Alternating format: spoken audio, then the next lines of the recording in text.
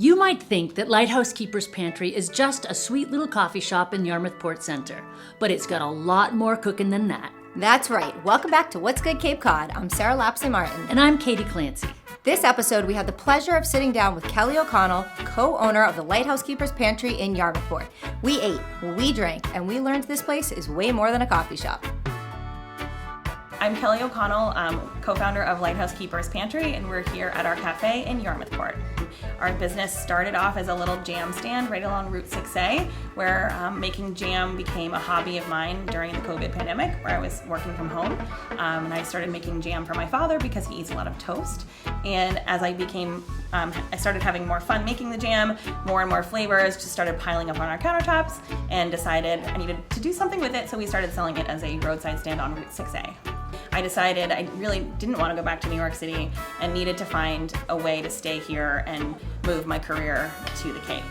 So I reached out to my business partner, Greg Belzekian, who had an import business, and during the time, imports from China were really not a lucrative place to be with all the issues with importing and the pandemic.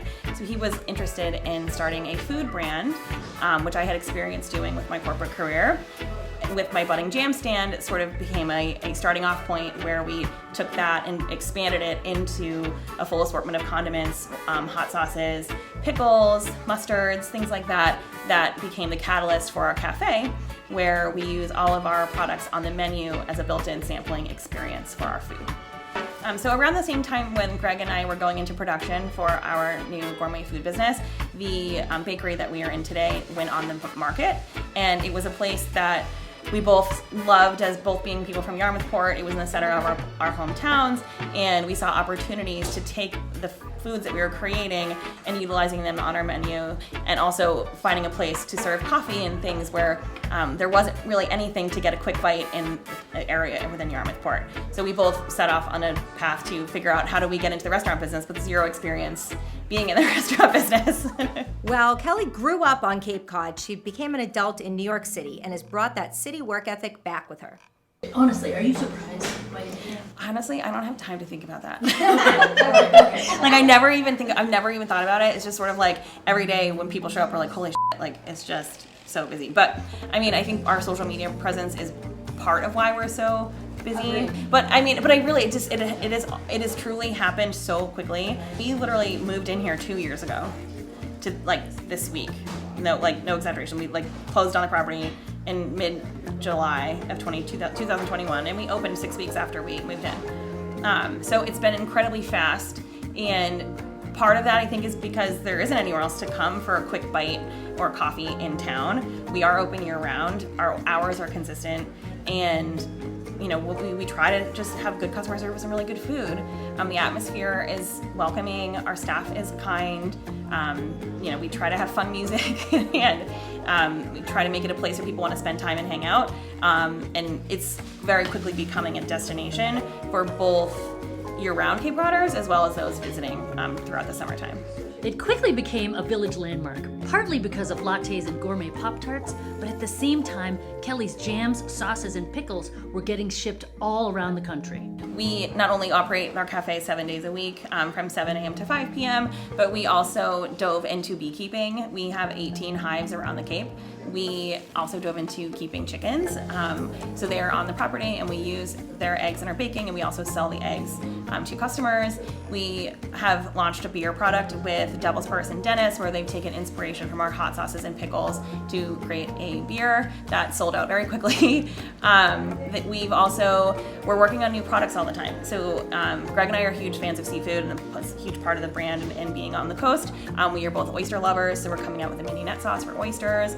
We are coming out with a really great steak sauce that's sort of inspired by global flavors that you would consider, sailors coming around the world tasting different types of cuisine. We have a burger blend coming out. We are also launching a barbecue sauce soon. So there's always something happening in the background. As the summer heats up, we really have dove into the ice cream business because there is no real ice cream shop to go to in town. Growing up in Yarmouth Port, we would go to Hallett's all the time, and there just isn't that same experience these days. So both, Greg and I are both Yarmouth Port natives, so So being able to recreate some of those childhood memories on our own for the community that lives here today is really important to us. So we have our ice cream socials Saturday nights where you can come and get our homemade ice cream sandwiches or popsicles.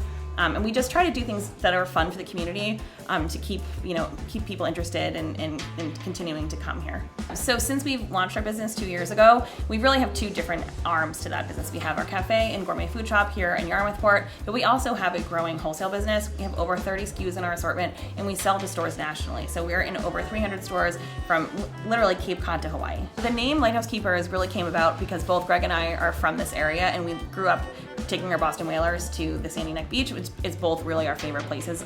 And because we started off as a jam business, I came up with the idea thinking about how the lighthouse keeper on Sandy Neck would have spent his long, desolate winters seasoning his foods, and how he would have maybe created his own hobby collecting the wild blueberries or beach plums or native cranberries that grow on the beach to make jam and season his food, or how he would season his seafood. So that's really how the name started, and since then we've grown a lot above our jam business, but that's really where the name became from.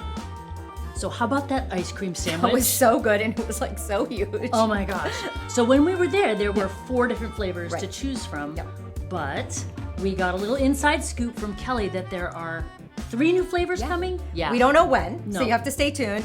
Join us at an ice cream social on a Saturday in the village. And we'll both find out. Yes. Thanks for joining us for this episode of What's Good Cape Cod. We'll see you next time.